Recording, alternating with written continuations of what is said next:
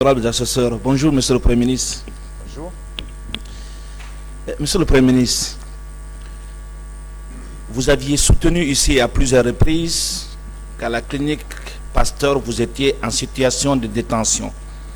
Alors j'ai envie de savoir, est-ce qu'une seule fois, vous aviez exprimé l'envie de vous rendre à votre domicile et qu'on vous a empêché?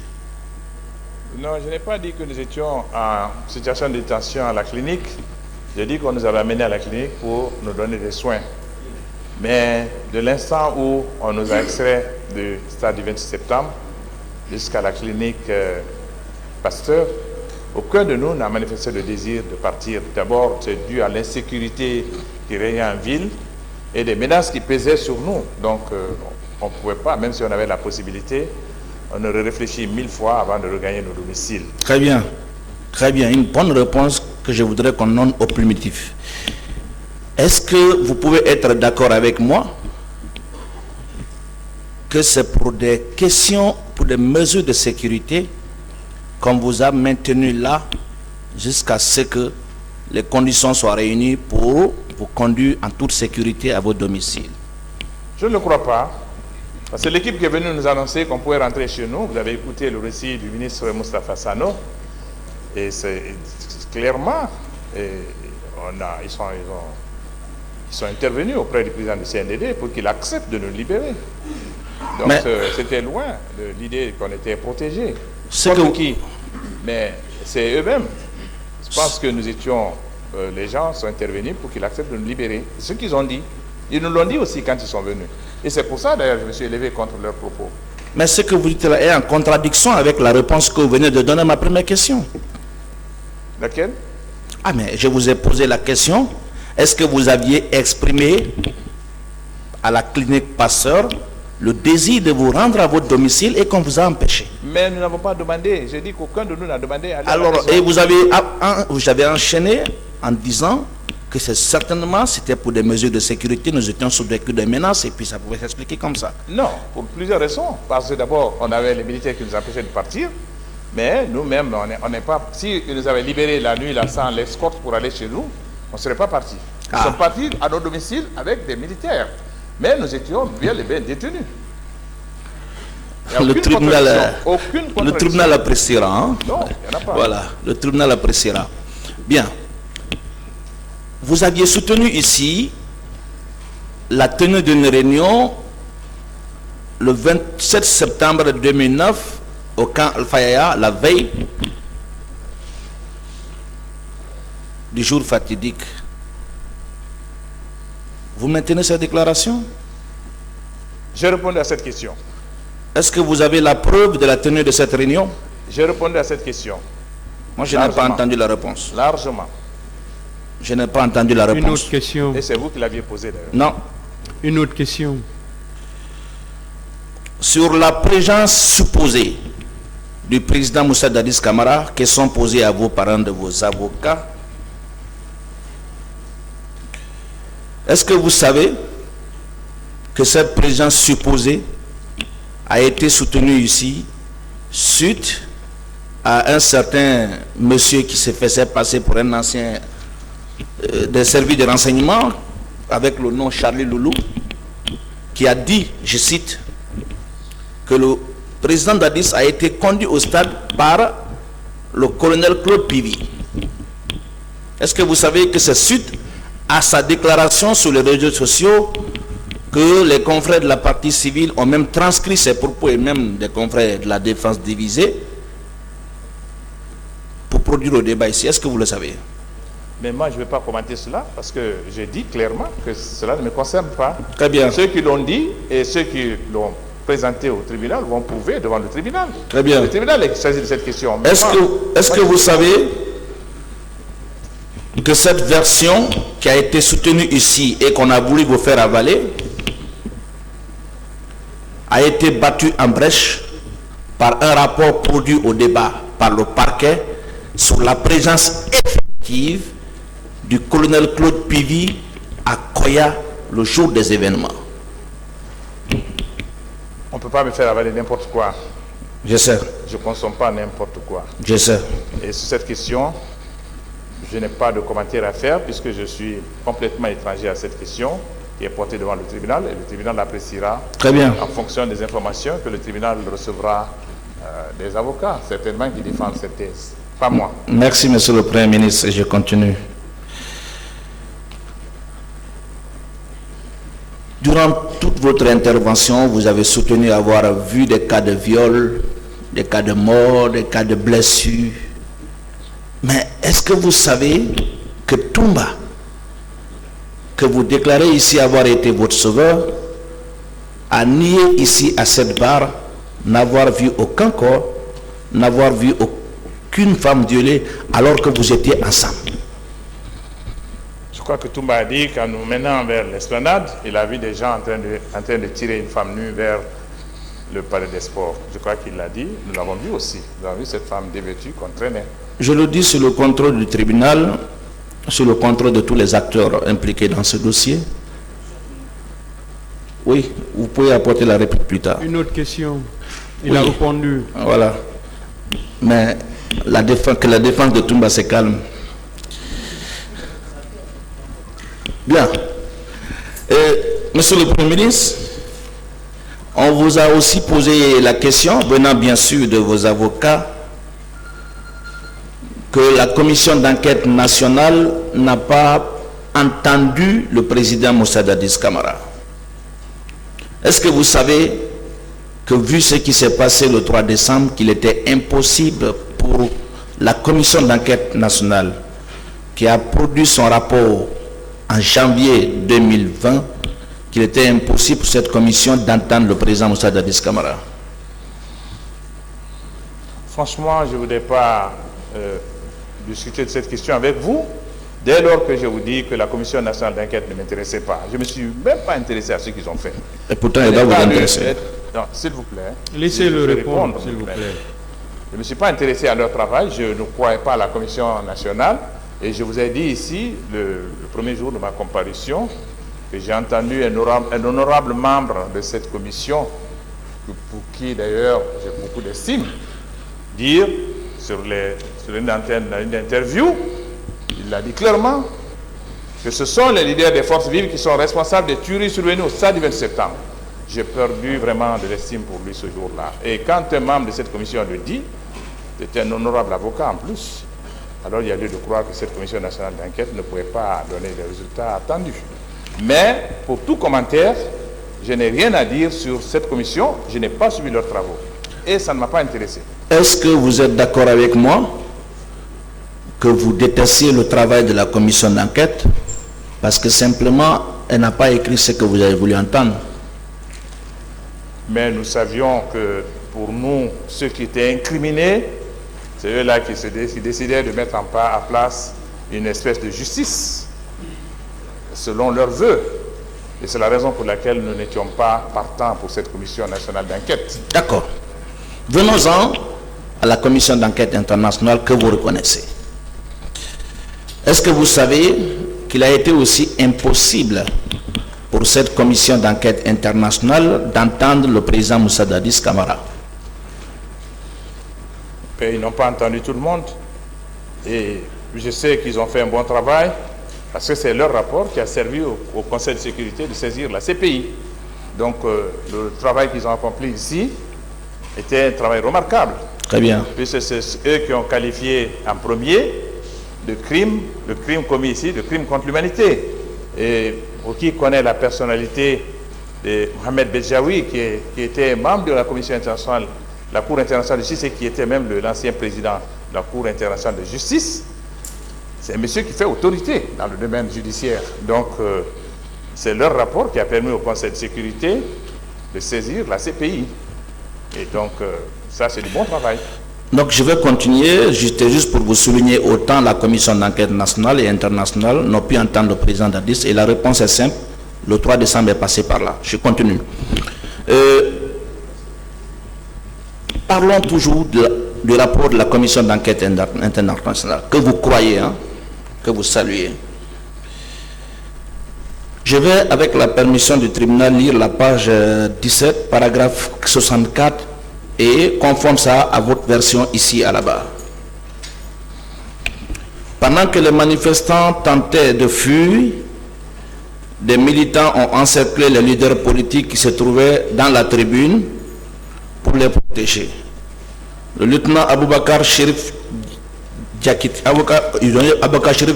alias Toumba a exigé de Cellou Dalein qui descende sur la pelouse.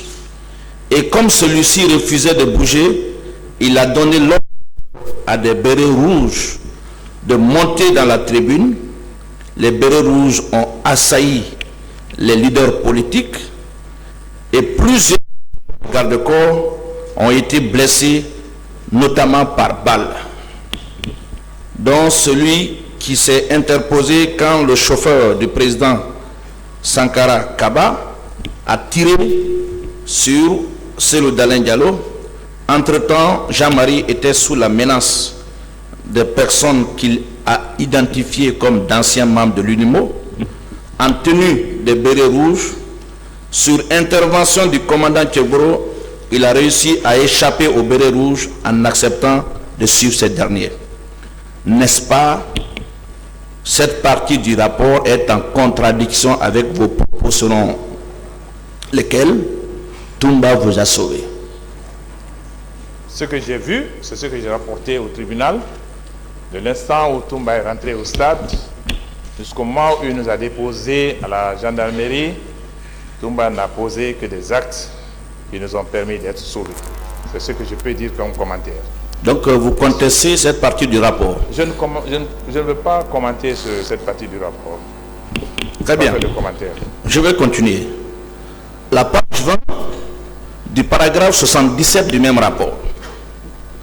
Des bérets sous le commandement du lieutenant Toumba sont entrés dans le stade et se sont déployés en demi-cercle, tirant directement sur les gens, en direction des gradins à gauche de la porte principale du stade, vers le nord, sur la foule amassée sur la pelouse, ainsi que les premiers rangs des tribunes vers Roux, tuant ainsi sans distinction des dizaines de manifestants.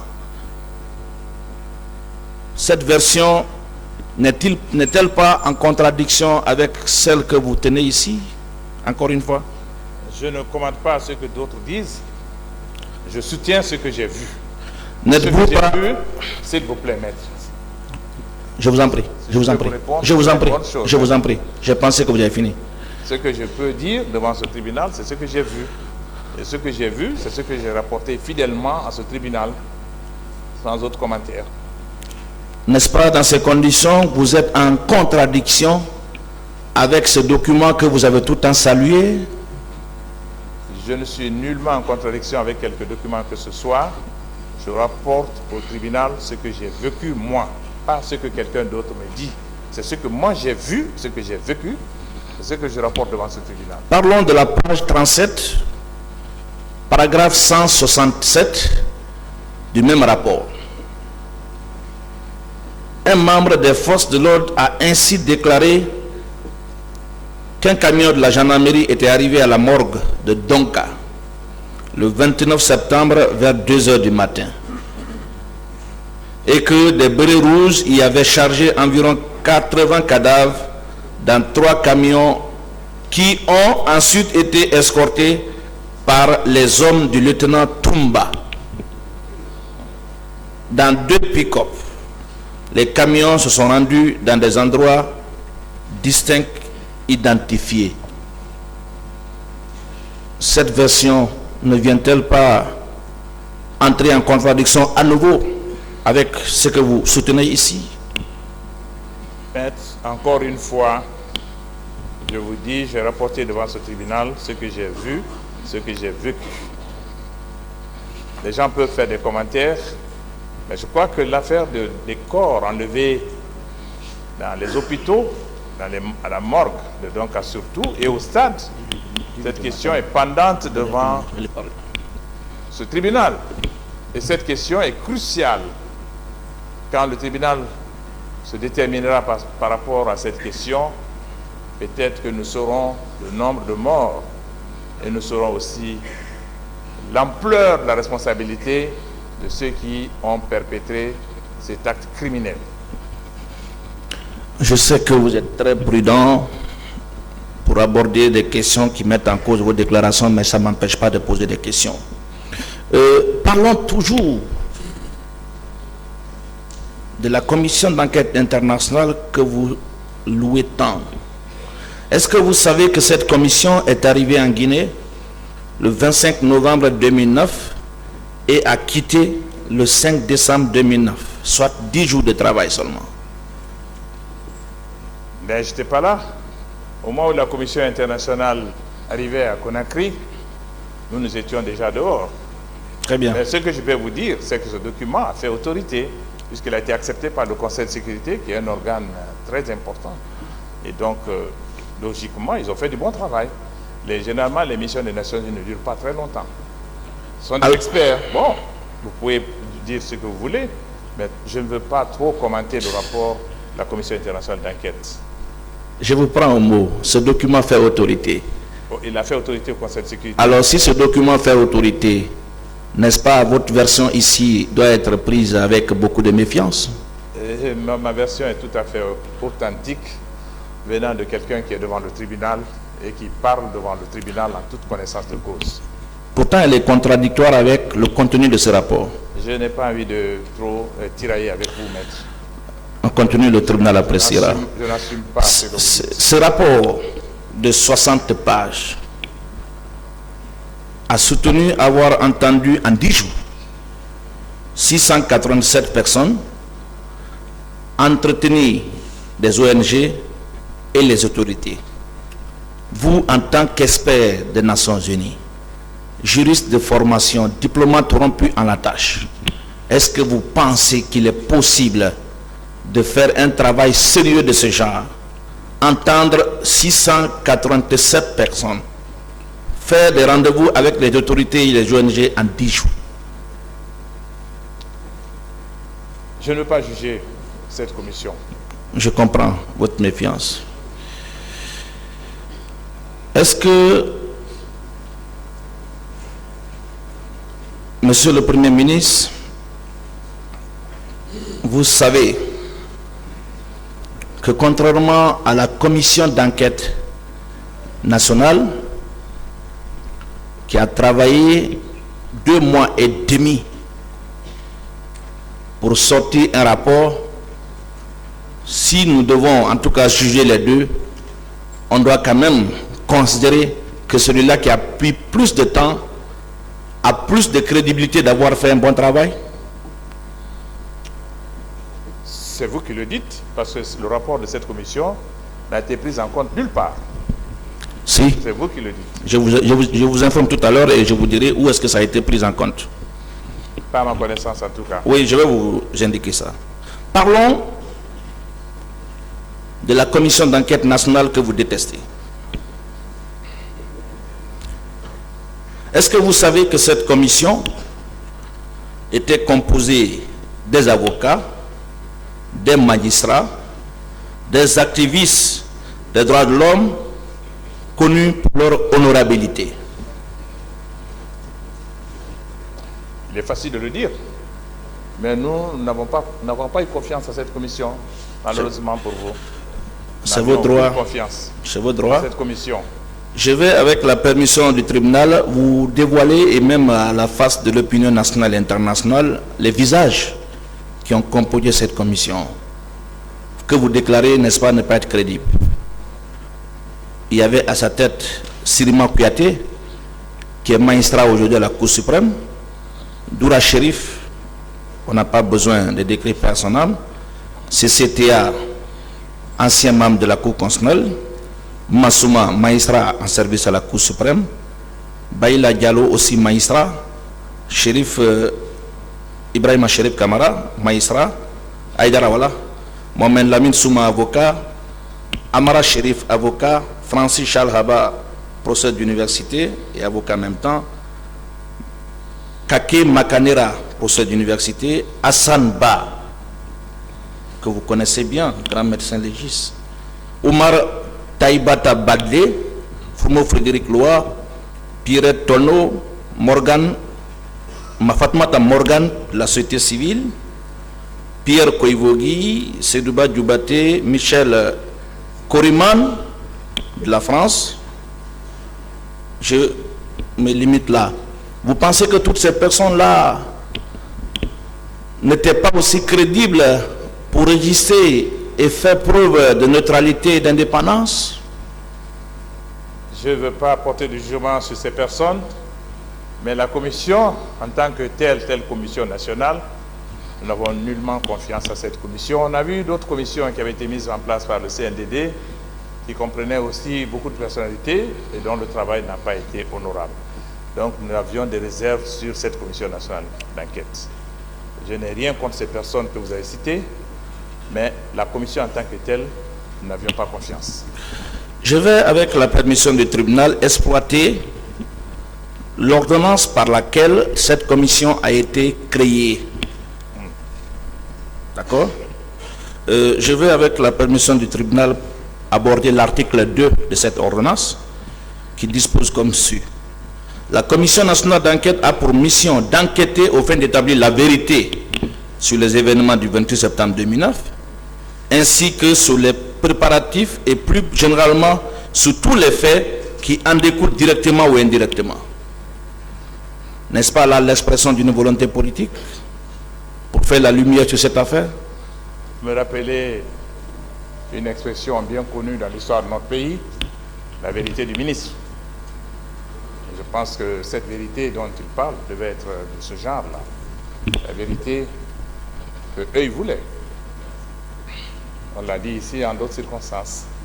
Et nous savons ce qui s'est passé avec cette vérité du ministre. Et donc c'était une espèce de vérité comme ça. Et nous n'avons aucune confiance à cette commission. Vous savez, Maître, le 28 septembre était un événement mondial. Et aujourd'hui, ce procès emblématique est suivi par le monde entier. Mais les événements du 28 septembre aussi étaient emblématiques parce que le monde entier avait suivi ce qui s'est passé à Conakry et c'était effroyable. Et le gouvernement avait pris peur. Et quand ils ont pris peur, ils ont pris le devant. Ils savaient que la communauté nationale allait venir. Ils ont essayé de mettre en place leur commission à leur façon. Et je ne doute pas que leur résultat aurait conclu en la responsabilité des leaders des forces vives. Et c'est ce qu'ils recherchaient. Et c'était ça le but. Et nous l'avons perçu. Et c'est la raison pour laquelle nous n'avions nullement confiance à cette commission. Je ne voudrais pas répondre maintenant à cette question. Je l'ai répondu plusieurs fois. Et je voudrais me limiter au dernier commentaire que je viens de faire sur cette commission nationale d'enquête. Je vais continuer mes questions. Vous êtes libre de ne pas répondre. Voilà. À l'article 7 de cette ordonnance, il est dit ceci. Les audiences de la commission d'enquête internationale sont publiques. La commission d'enquête indépendante sont publiques.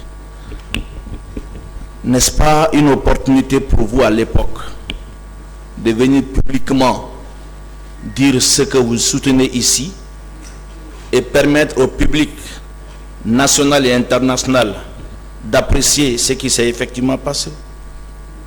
C'est ce que je fais aujourd'hui devant une juridiction en laquelle je crois. Et ce que je suis en train de faire depuis 3 jours. Je crois en cette juridiction. Et c'est pour ça que je suis venu. Et c'est la raison pour laquelle je suis présent.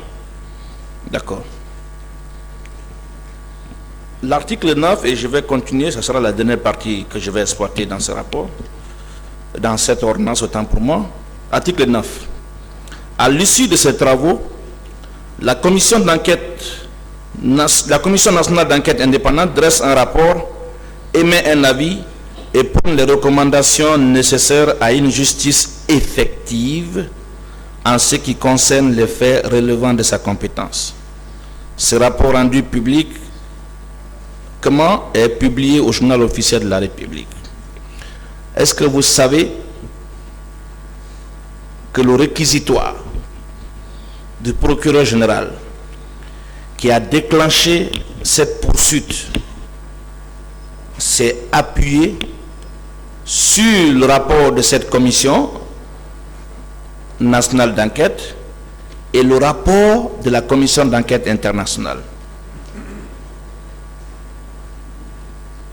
Maître, je reviens encore sur un sujet sur lequel j'ai eu à m'étendre très largement.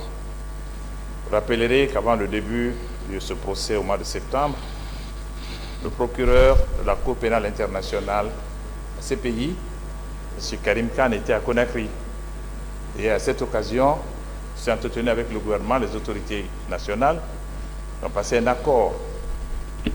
Ce procès prendra tous les éléments, y compris le rapport dont vous parlez, et tous les rapports qui lui seront soumis. C'est le rôle de ce tribunal d'apprécier. Mais je tiens à vous dire que ce tribunal, en lequel je crois fermement, saura faire la part des choses.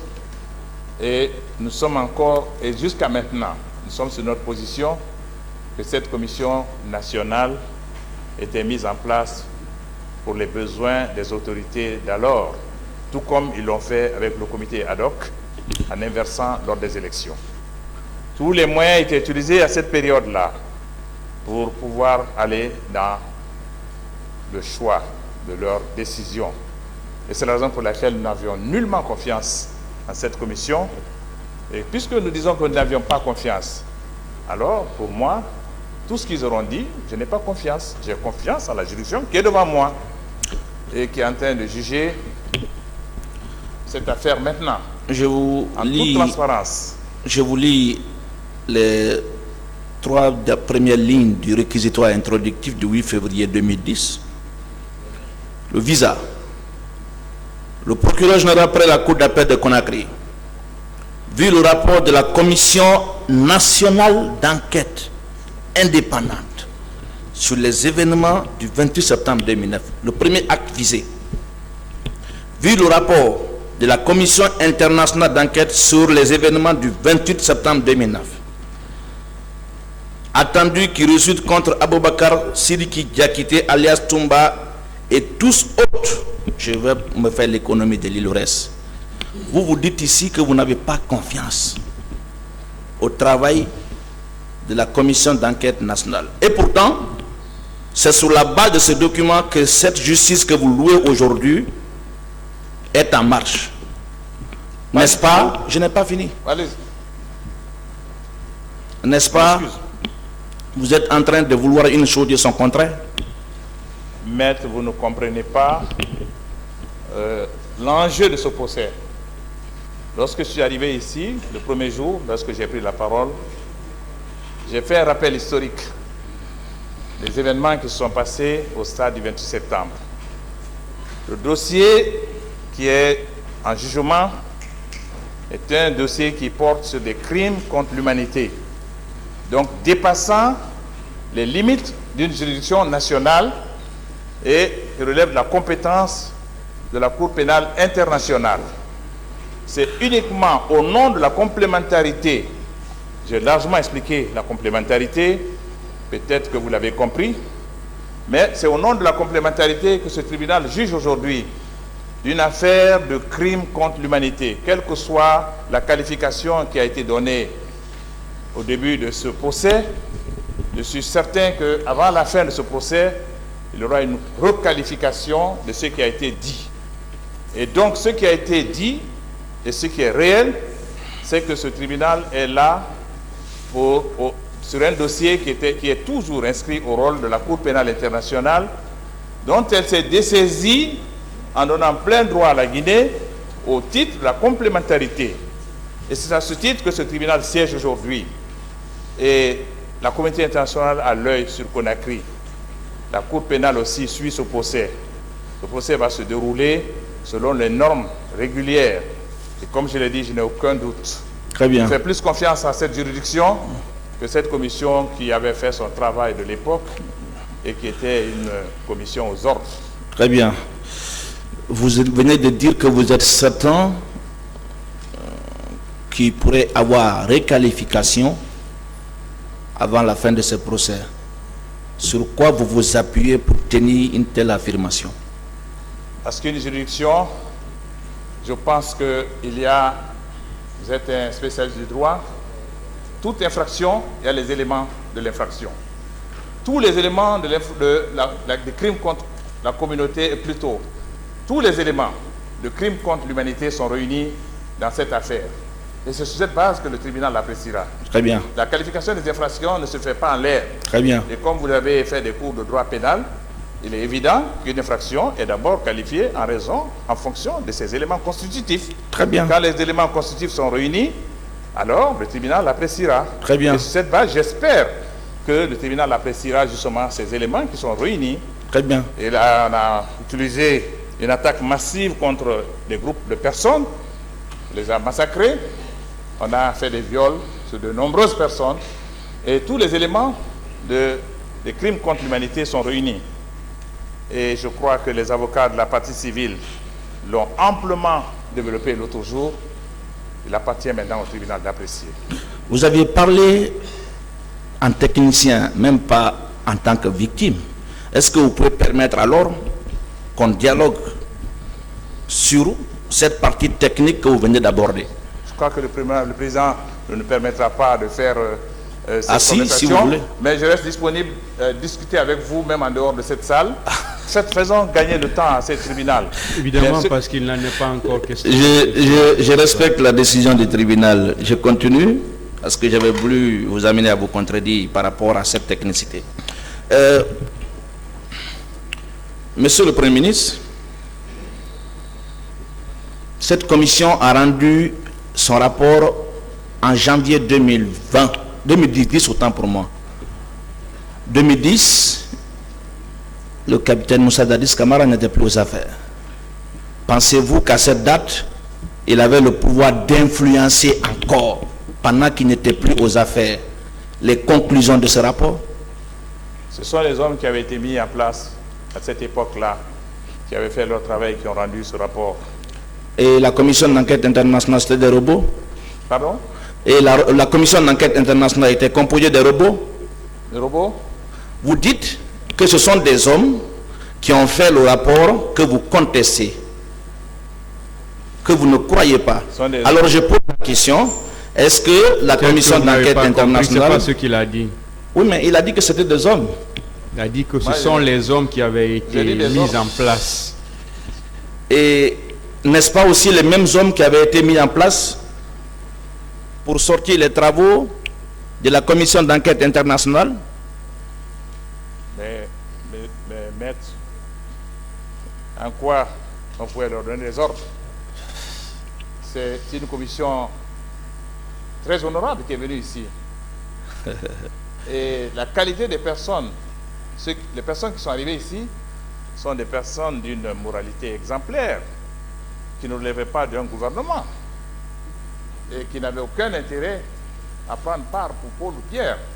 Ils sont venus, ils ont constaté des faits et ils ont fait rapport aux Nations Unies, au secrétaire général des Nations Unies et au Conseil de sécurité. Donc, moi, je ne remets pas en cause la crédibilité de la Commission internationale d'enquête. Très bien. Parce que je connais comment ça fonctionne. Discutons toujours de la crédibilité. Ah oui, on va en parler. Votre manifestation du 28 septembre 2009 n'était pas que l'œuvre des partis politiques. C'était aussi l'œuvre des organisations de la société civile, n'est-ce pas? Non. La veille de notre manifestation, la société civile s'était désolidariser. Ils ne sont pas venus. Évidemment, certains sont venus à titre personnel. Mais la société civile, vers la fin, vous savez, les forces vives avaient été infiltrées. Il y a eu beaucoup de transactions. D'accord. Est-ce que vous pouvez... ici devant ce tribunal. Ce qui a été fait pour affaiblir les forces vives, si je rentre dans ce détail, on ne sortira pas de cette salle. Est-ce que vous pouvez... Les sociétés civiles officiellement n'étaient pas avec nous parce que les dernières réunions, ils n'étaient pas là. Très bien. Est-ce que vous pouvez dire ici les acteurs de la société civile qui sont venus à titre personnel? Non, je veux dire que lorsque nous avons tenu les dernières réunions plénières, la société civile n'était pas représentée en tant que telle. Mais les personnes de la société civile qui sentaient que vraiment ces personnes-là croyaient qu'elles devaient participer à cette manifestation, ces personnes-là sont venues et parmi elles, il y a eu de graves victimes, beaucoup de victimes. Mais c'était tout le monde. À partir du moment où le réquisitoire qui a conduit à la tenue de ce procès a visé en premier lieu le rapport de la commission d'enquête nationale, est-ce que vous pouvez nier ici que le président Moussa Dadis Camara, qui est cette personne qui a créé et meublé cette commission, n'avait pas la volonté de judiciariser cette affaire? Le tribunal appréciera. Merci. Alors, je vais continuer toujours dans le cadre de mes questionnaires, parlant de la commission d'enquête internationale que vous aimez tant. Est-ce que vous savez que cette commission d'enquête internationale s'est appropriée de façon d'ailleurs exclusive du rapport d'une organisation de défense des droits de l'homme partie civile dans ce dossier? Ben, cette ONG était dans son rôle. Alors, est-ce que dans ces conditions, cette organisation qui a nourri le travail de la commission d'enquête internationale, qui aujourd'hui se constitue partie civile contre les accusés, est censée avoir fait un travail impartial? Quel intérêt la Commission nationale des droits de l'homme avait-elle d'accuser le gouvernement? La Commission des droits de l'homme s'occupe du respect des droits de l'homme et je pense qu'ils ont fait un très bon travail en Guinée depuis son institution. Je n'ai aucune raison de douter de sa crédibilité. Ils sont là pour accompagner l'avènement de l'état de droit dans notre pays et ils font un travail remarquable. Et d'ailleurs, c'est eux qui nous ont aidés à travers certains gouvernements pour faire soigner certaines victimes à Dakar. J'ai aucune raison de penser comme vous le faites maintenant. Ils ont fait un bon travail, ils sont partis civils, ils ont raison. C'est eux qui ont suivi, ils ont mieux suivi que nous tous. Ils étaient sur le terrain, ils ont vu les victimes, ils savent de quoi les gens ont souffert, notamment les femmes qui ont été violées et les corps qu'on a enlevés, on a dissimulés. Ils le savent très bien. Et c'est la raison pour laquelle, et comme ils défendent les droits de l'homme, alors ils sont obligés d'être là pour dire à la Cour ce qu'ils savent de ce qui s'est passé. À partir du moment où ce sont ces quelques organisations qui se constituent partie civile, qui ont guidé et orienté le travail de la commission d'enquête internationale, sommes-nous en droit d'accorder du crédit au contenu entier, je dis bien entier, du rapport de la commission d'enquête internationale? La Cour appréciera cet aspect. La Cour est là pour tout apprécier. Elle appréciera les différents rapports qui ont été soumis et je suis certain qu'au terme de ce procès, la Cour se prononcera en toute connaissance. Je vais finir, je suis à la fin. Est-ce que vous êtes d'accord avec moi que l'indiscipline dans l'armée est antérieure à l'avènement du CNDD au pouvoir? Franchement, je prends tous les Guinéens témoins. L'indiscipline que nous avons observée pendant l'année pendant laquelle le CNDD a dirigé ce pays, on n'avait jamais vu une telle indiscipline en Guinée au sein des forces armées. Le président du CNDD lui-même l'a dit. Lui-même, il l'a dit sur les antennes de la radio et de la télévision. Et ça tourne toujours en boucle sur les réseaux sociaux. Cette indiscipline, elle était caractérisée surtout au temps du CNDD. Surtout. Il se croyait tout permis. D'accord. Et il faisait n'importe quoi. Je suis d'accord avec vous. J'ai envie de savoir, est-ce qu'avant l'avènement, vous dites que c'était caractérisé, d'accord, on ne conteste pas. Est-ce qu'avant l'avènement du CNDD, il y avait aussi de l'indiscipline dans l'armée? Pas autant. Même pas autant. Est-ce qu'on est d'accord? Caractériser l'indiscipline, c'est au temps du CNDD. Est-ce qu'on est d'accord qu'il y avait de l'indiscipline quand même? Non, j'ai vu à l'époque ici, les officiers étaient respectés par les soldats, le grade militaire était respecté. Nous avons vu des caporaux, des lieutenants battre des généraux ici pendant le CNDD. On a vu des tas d'indisciplines en Guinée au temps du CNDD. Mais s'il y avait une discipline, elle s'est accentuée pendant la période du CNDD. Tout le monde, tous les Guinéens le savent. Tout le monde le sait. Le président du CNDD lui-même l'a dit. C'est pas moi qui le dis seul. Lui-même, il l'a reconnu, il l'a dit. Il a dit qu'il ne contrôle pas l'armée. Et pourtant, lorsqu'il y a eu élection, qu'il y a eu un président civil, qui n'est pas un général, ni un colonel ou un maréchal, lui, il a su canaliser l'armée par la réforme du secteur de sécurité. La réforme qui est arrivée au niveau de l'armée, il faut la volonté. Quand on a la volonté de réussir, on réussit. Mais il n'y avait pas de volonté pour discipliner l'armée à cette époque. On a laissé les soldats faire ce qu'ils veulent. On les voyait se pavaner en ville ici, faire n'importe quoi, avec la bière qui jetait dans la rue partout.